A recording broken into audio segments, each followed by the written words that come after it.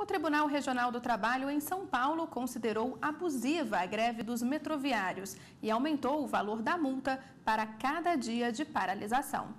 Mesmo com a decisão da Justiça, os metroviários resolveram manter a greve, que já dura 5 dias. Com isso, a multa diária, que era de R$100 mil, passou para R$500 mil. O valor vai ser revertido para o Hospital do Câncer do Estado de São Paulo. Ao declarar a paralisação abusiva, o relator do caso no TRT afirmou que não houve atendimento mínimo à população, o que gerou transtorno. O colegiado autorizou o desconto pelos dias parados, além de não garantir a estabilidade dos grevistas. Quanto às reivindicações da categoria, ficou determinado reajuste salarial de 8,7%, R$ 290 de vale-alimentação, mais parcela extra anual, e o vale-refeição no valor de R$ 669,16. Cabe recurso do julgamento ao Tribunal Superior do Trabalho.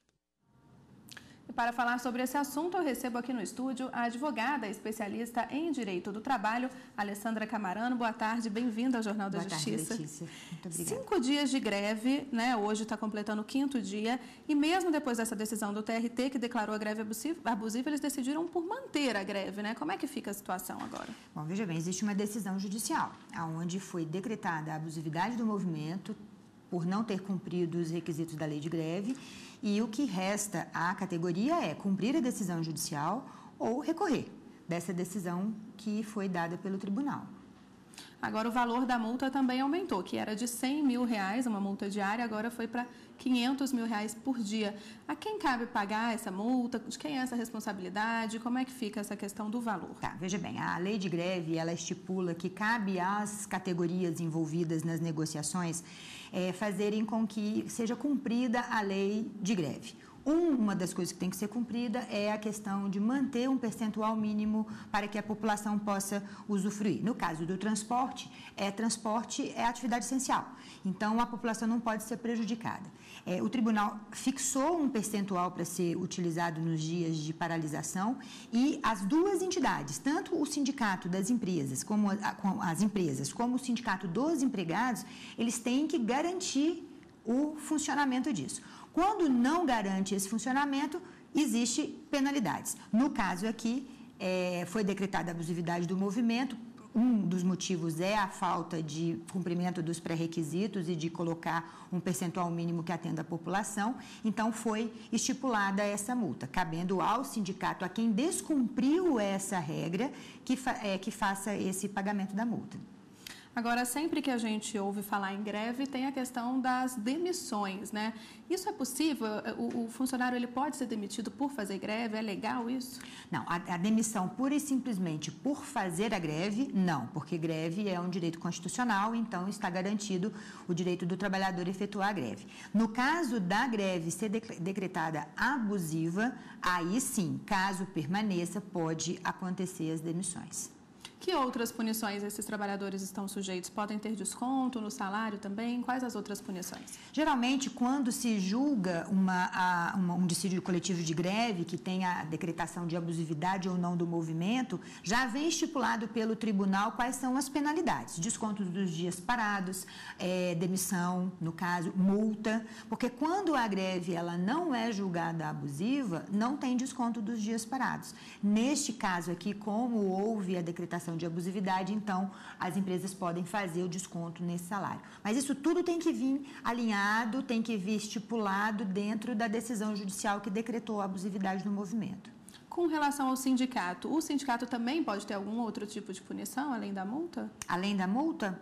Não. Bom, a decisão judicial é algo que fica modificando, né? Em um tempo de atuação, eu nunca vi nenhuma penalidade além dessa de estipulação de multas no caso de descumprimento. E aqueles trabalhadores que tentam impedir os colegas de trabalhar? Existe que eles chamam de a tentativa de convencer o outro a estar aderindo ao movimento. Essa tentativa, ela é permitida pela lei de greve, desde que não extrapole os direitos de ir e vir, o direito do trabalhador que não quer participar do movimento. Isso não pode ser afrontado pelos grevistas, mas é permitido aquela tentativa de convencimento, os piquetes, eles são permitidos, desde que não haja violência, desde que não haja nenhuma incitação, uma persuasão irracional aí na hora de tentar convencer aquele trabalhador a estar participando do movimento. Com relação à população, né, que no caso é a maior prejudicada, né?